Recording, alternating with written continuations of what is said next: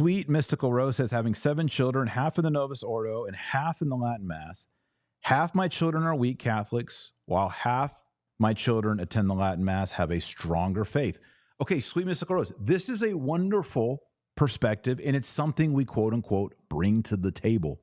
Sweet Mystical Rose, beautiful name, by the way, she's not here saying, hey, I'm going to use the Latin Mass to infiltrate the Catholic Church, bring in political tools, political agendas, and polarize the church and create division in the ecclesiastical communion, which is kind of things that we're hearing in the interview. Sweet Mystical Rose, I got 7 kids. The kids who were raised Novus Ordo and the kids who were raised traditional Latin Mass and the ones raised in the traditional Latin Mass have a stronger faith. Pope Leo needs to hear that. Thank you for that comment. All right, let's sit down and have the conversation. Lou 23 says, as a cradle Novus Ordo Catholic, I consider discovering the traditional Latin Mass as young adult one of the principal events of my life, like finding my long lost home.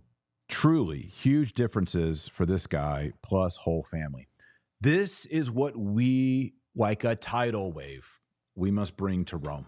We must say, we're not here for ideology. We're not here for polarization. We're here in a world that is secular and drenched in pornography and degeneracy and drugs and sexual identity crashing upon us. And we have found that the traditional Latin Mass and those communities and those liturgies is what is feeding us and keeping us alive and protecting our children.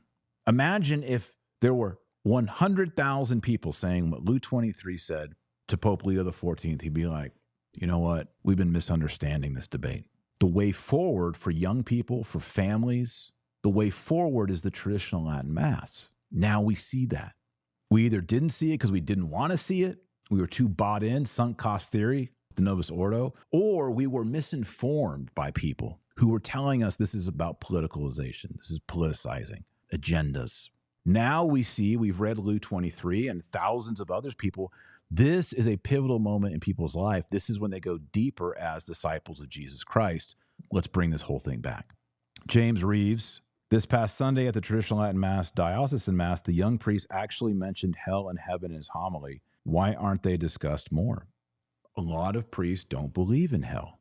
And I think that's another thing that we need to say in our traditional Latin Mass communities. There is an emphasis on preaching and biblical exegesis and explaining the parables of Christ and the teachings of Christ that we have experienced at traditional Latin Masses that we don't experience all the time at Novus Ordo Masses. And I think that has to do with the way priests are trained in seminary. But that's a different discussion. But good point, James.